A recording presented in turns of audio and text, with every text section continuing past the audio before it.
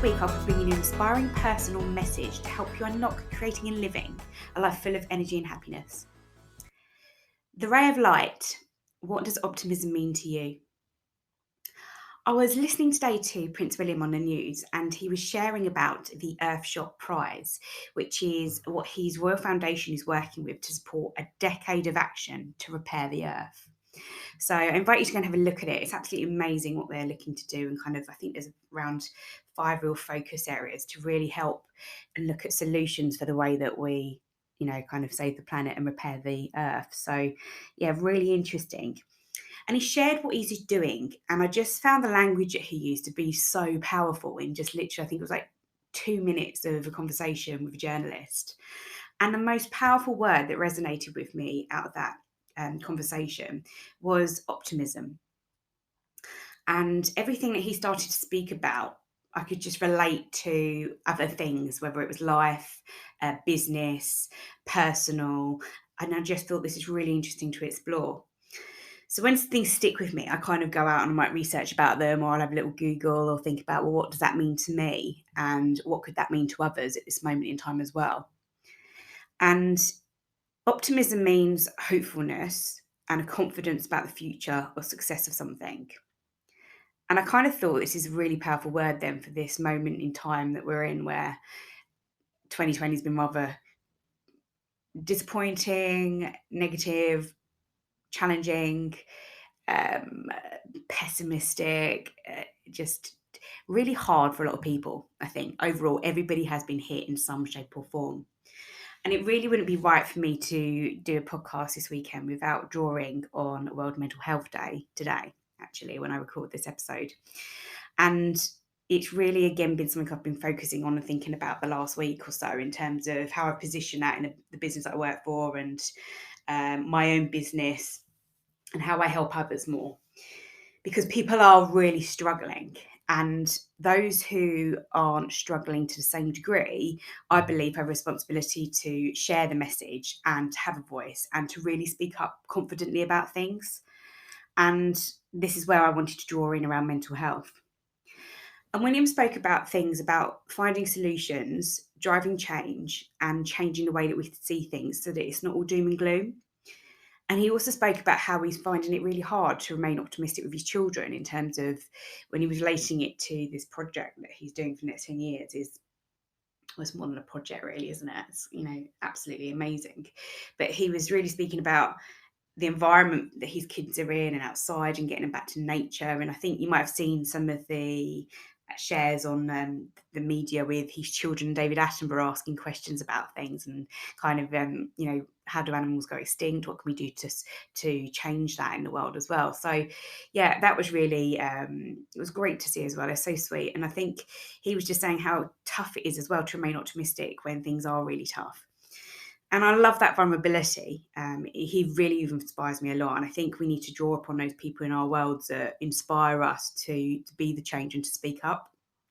And again, you can see through this, it's like they say on I was looking at the Royal Foundation site, and they want people that are making a difference. And they're like, can you reach out to us if you want to help, or what do you do? And there is actually a link around a mental health site, because they support Shout, who I'm a volunteer with, in terms of financially, so that we can have people volunteer, because it costs money for us to be volunteers.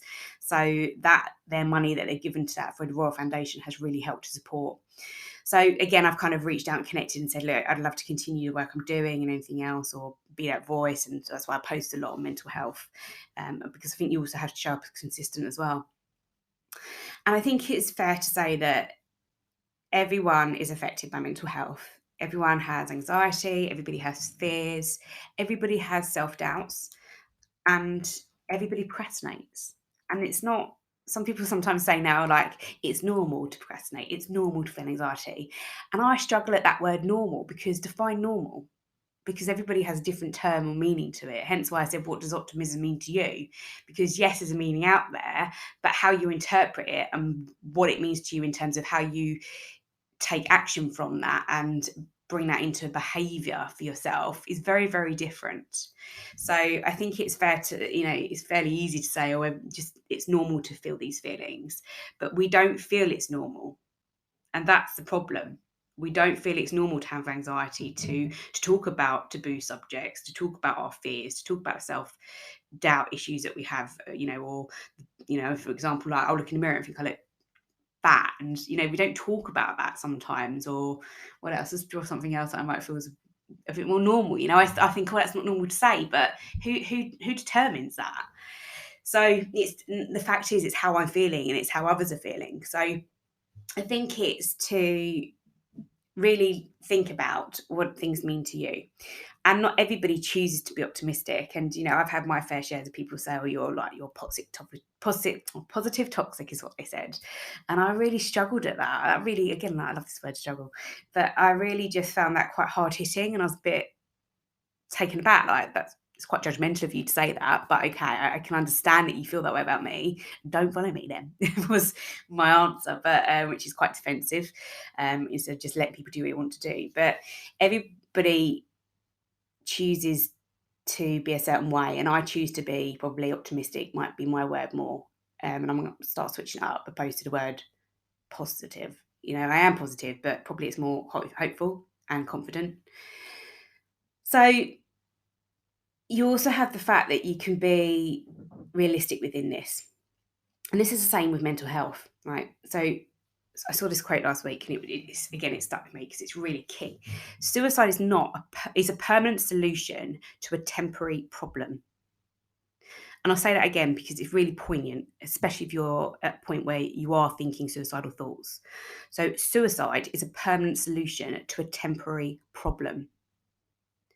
And the first stage in changing this, and the first stage in pretty much probably everything that we do in life, is awareness. This is why I love emotional intelligence. You need to be self-aware of where you are at right now. I don't care where you've come from. I don't care where you want to go. I just want people, when I work with them sometimes, to just say, where are you now? What is the reality?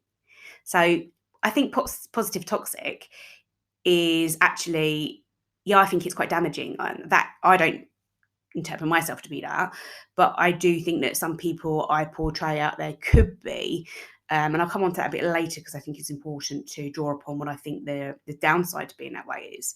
But I think being optimistic and aware is very different, and becoming aware of things that aren't how they should be. Now, again, draw aside this normal stuff in terms of, well, I just want to be normal. When you're saying you're self aware, you know that something doesn't feel right. It's like that sixth sense. And I also think this is intuition. You are constantly, consciously knowing, but without the need to give reasons to it and rationale. So you don't really explore that. You just know. It's like, I know something's not right. I feel it.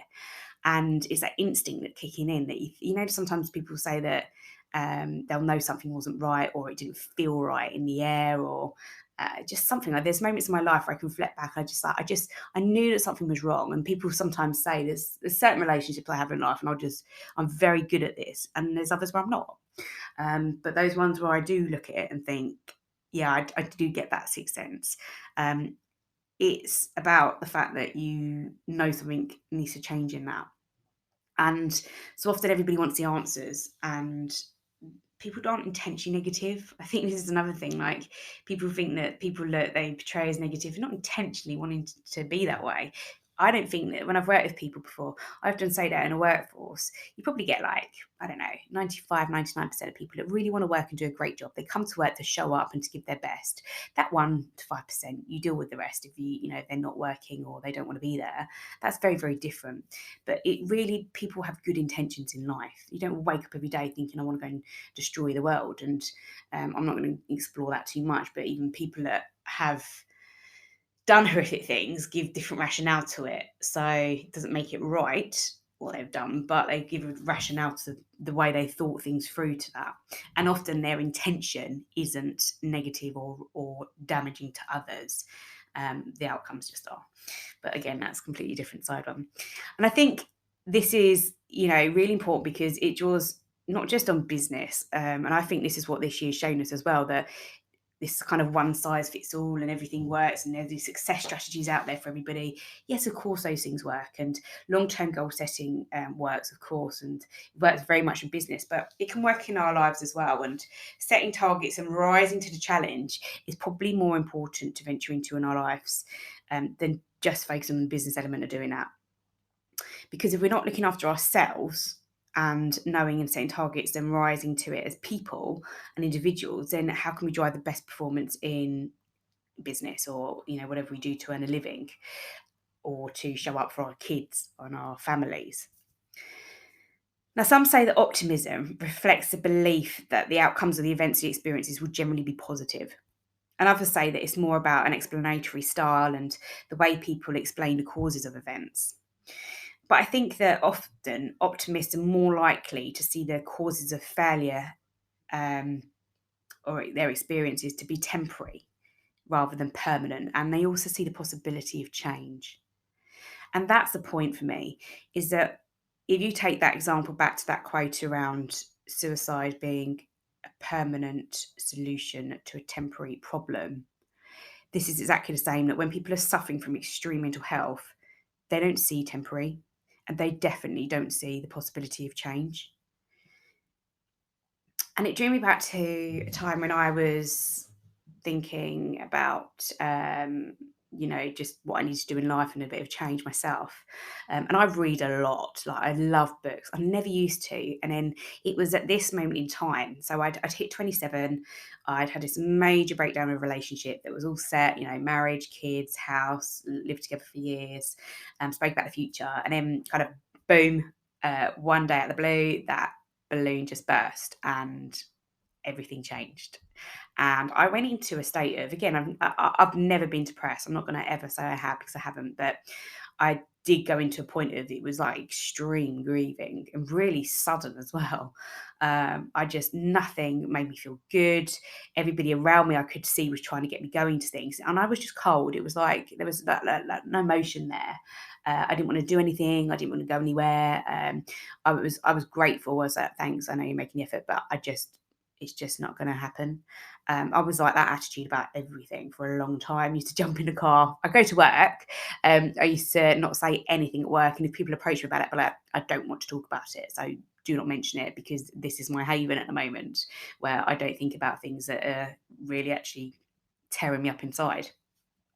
But I did say, that I knew something needed to change. And I would kind of still get in a car and I'd drive home in floods of tears. I think back and look at it like a movie, like Bridget Jones, where she's sitting in the front room on her first movie drinking the wine, and it's that song comes, what's the song? Like, I can't live if living was without you. Like those moments where you would just slam the door shut, get in, and then just burst into tears. And there's a moment actually in a great movie, The Holiday, where Kate Winslet at the start, she loves that guy, and then he proposes to that girl at the Christmas event that they're with. Obviously, I've seen this quite a lot.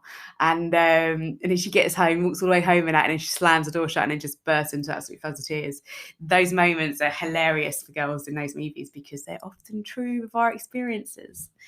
So anyway, going back to my little story. So I decided to go. Well, actually, I didn't decide. I had to move home. I had no choice. And that was dire, because I'd always, like, when I moved out, I was like, I'm never going to go in and out home. This is the only time I'm going to do it.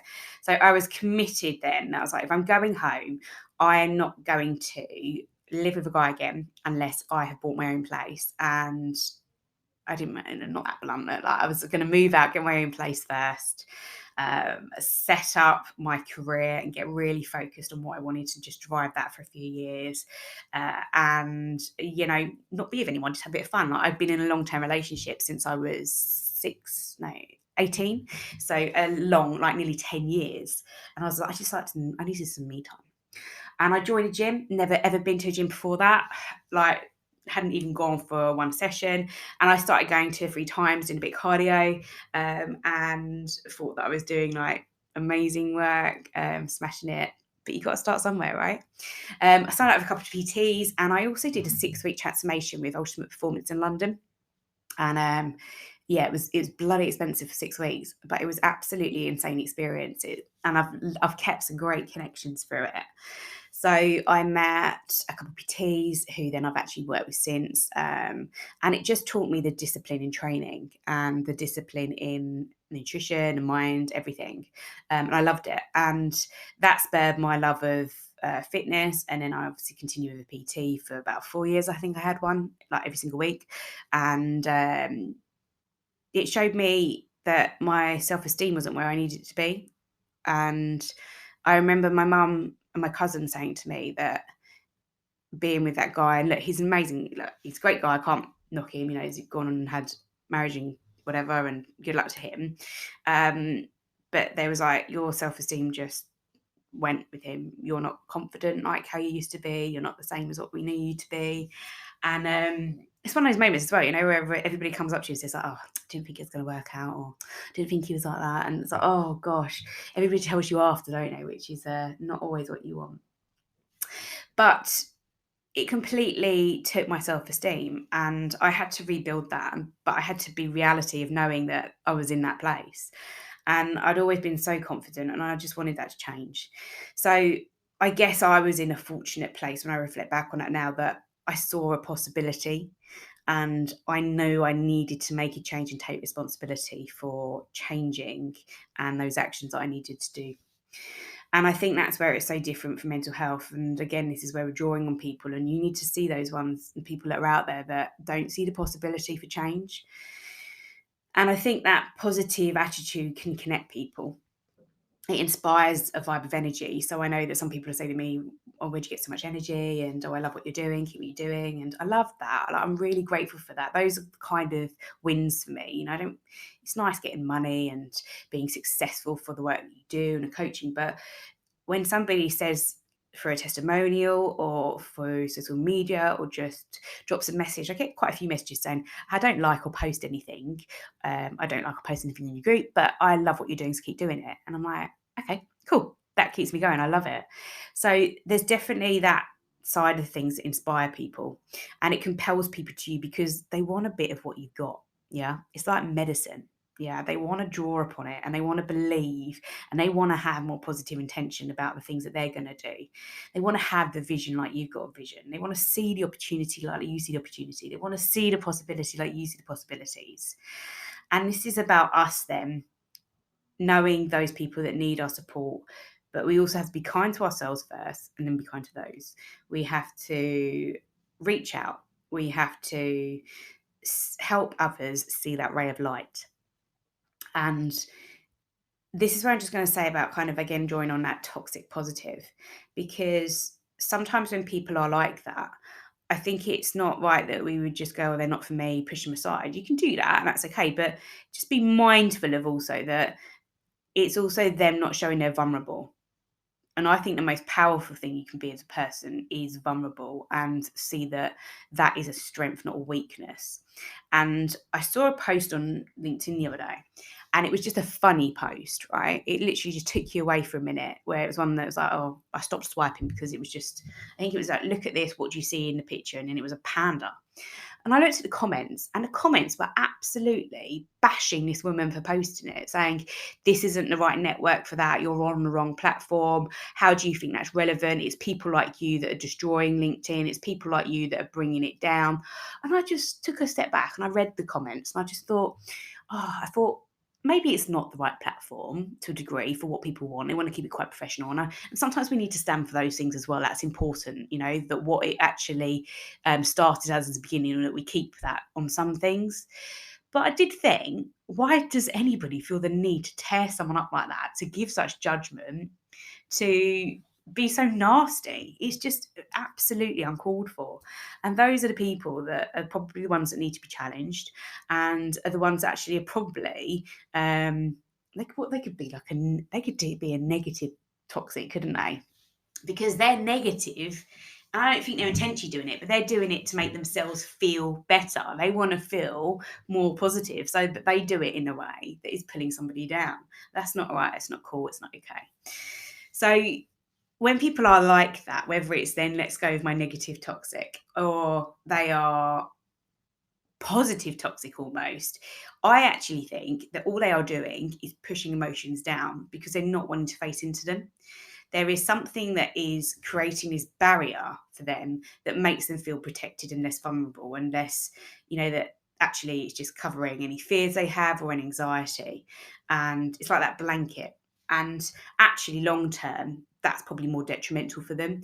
Or those are the ones that are probably wanting to reach out to somebody but just can't. And I really think I love this term, the ray of light. One, because it reminds me of Madonna, and two, because it just brings that idea of that there is a kind of a tempering to a sunny disposition with a little bit of realism, a little bit of pessimism, slightly, um, but in a way that will really build resilience and allow one to be aware, be in control, be mindful, be positive, be goal driven, be a visionary, and be able to see the possibility. And I think this draws upon, again, bringing in positively the impact that we can then have on health. Those that have high self awareness are able to frame things about the way they act. They're able to see that what they do in their actions will present them with something more, will present them to be in a better place. They are consciously aware of their thoughts and feelings. And again, this is linking into meditation. And, anybody that hasn't done meditation, just go and try it. I did it a year or so ago. I went to a place and did it with people. And for me, that didn't work. It was too, when they were in your room and they're like, can you do it felt odd for me. That didn't work. What does work is going for a walk, is actually just being on my own sometimes in like my living room and just sitting for a minute. I don't have to be cross-legged. I can just be sitting for a minute, like with my eyes closed, just candles and just silence. And finding what's right for you is more important on this. Be in a moment and draw that realization to be realistic. What is happening now? Not the past. Past is done, right? Draw upon the great from the past, the strengths and things. Don't waste energy drawing you back to the experiences that didn't go well for you, or what how it should have gone. Draw on that was really strong and I can take that, or that was great, it could have been a bit better, I could do this now. And change again the way you see it, and draw it into realism, and then be forward facing. So what can I do today, tomorrow? What does the process look like to get me to my goal? Stop focusing on the goal and focus on the what you need to do and how you're going to get there. Only then can you focus on moving forward, because you're in the moment. And this is why I find coaching so powerful, and I have so much energy and passion for it. Literally, I love it, because it allows you to be realistic. You go through the process of coaching. So when I coach somebody, we go through the goal, we go through reality. Where are you at now? What is going on for you? What is the things that you can draw upon from your strengths? What are the obstacles going to be? And then we go into explore options and a way forward. But it is within you, you have the answers. And there's a lot of people out there at the moment, I see, that they say they're coaches and they just teach and tell. Some of them mentor, and mentoring is very different, because it's coming from a place where you've got a skill and you're sharing that skill with somebody because you've been the expert to where they want to be. Whereas coaching isn't. Coaching says that you hold the answers. I'm not the expert as a coach. My clients are the expert. I ask some great questions to get some great answers from them. That's the reality. And we then draw upon that and we get some really tangible action on how they're going to move forward. And it is about them. I help them to be held accountable. I move them from A to B quicker than if they were doing it on their own. So if you take the examples of, you want to get better at, I want to lose weight, and it's like, okay, well, what's the obstacles? Well, I don't sleep very well. I've got bad nutrition. I don't go to the gym. Okay, great. What are the options? So, I could go and get a gym pass, or I could go and get a nutritionist, or I could make sure I sleep for 8 hours a day. Okay, great. What are you going to do out of those? So that's a really quick breakdown. But you can start to see that we look at the kind of the in the moment, where they're at, where they want to be. And it might be what was motivating them. Well, I don't like how I look when I look in the mirror. I feel self-conscious when I walk into the gym. I don't like to get undressed in front of my partner. You draw on the motivations for them, because that's when it holds that kind of the, I guess, the anchor, but that moment in pulling them to that. Can you see the possibility, and are you going to change? And what do you need to do? So this shift also comes with the shift comes with optimism. Yeah, it is not focusing on what you don't have and the loss, as I said, the past, but the opportunity to meet challenges, to become stronger, to be more compassionate to yourself, to be more resourceful. And I think there's a real link with how we can draw all of this. It isn't as simple to say, it's as clear cut as this just helps us in business, it just helps us personally, it just helps us with our friends. Draw upon the fact that this can help us with absolutely everything in life by seeing things in a different way. We will show up better with leaders, as leaders as well, with our colleagues, our partners, our lovers, our parents, friends, family, and we can be hopeful and confident about the future. And that goes back to the start, I said the definition of optimism. We can all be successful in creating the life that we want. And I think the key is to be realistic with where you're at, be realistic with where you're at in life, business, mental health, all of the relationships you have. Be compassionate to yourself, less judgmental, be kinder, and then do all of those things with your relationships too. And do what is right for you. I was discussing with a friend actually this week over coffee, and we hadn't seen each other for a little while actually, so it was great to see him. And I was just sharing, he's a PT, he was sharing about how stuff's been through COVID with him, and I was sharing about obviously coaching. And I just said, there's so many strategies out there. You know, we're talking about how detrimental social media can be on our mental health, and that we feel we've got to be keeping up with the Joneses all the time, etc. in terms of that way. And he was saying, you know, Anna, just do what's right for you. I was like, you've got the great ideas, you've got this, you know this works, you're doing this, just keep going. And he goes, I need to spend more time with you and listen to you because I love what you just say there, just do what's right for you. And I said, but it's key, right? Who is gonna be there, you know, kind of around in the years to come, and what do we want life to be like then? You know, do it now, do what is right for you. So stop worrying about what everyone else is doing. And I think that's the key, you know, get out there, talk to others, connect, talk to a stranger once a day, give to charity, help others, build those amazing relationships and those moments, experiences, because those create the life that you want. And we can really learn something from everything. We can learn something from everybody as well. And sometimes it is, especially when I'm talking like doing kind of leadership coaching with people, I'll say that they say, oh, this is a really bad experience, or I'm really struggling working with this person. It's a real, you know, I don't want to go into work every day. And it's just a kind of reframing to that moment of, well, what do you see that they do really well? And what do you see that you don't like and they don't do really well that you don't want to do as a leader or a manager? What is that? So getting them to see a positive within that as well. And I'm going to draw to an end in a minute, but I just want to leave with a quote of Winston Churchill, a man of so many amazing qualities and quotes, and obviously lots more. But he said, a pessimist sees a difficulty in every opportunity, and an optimist sees the opportunity in every difficulty. And it is just the way you see things. You know, do you wake up every morning and think, you know, what obstacles am I going to hit today? Which fire do I need to extinguish out? I think I heard that a couple of months ago and I loved that idea.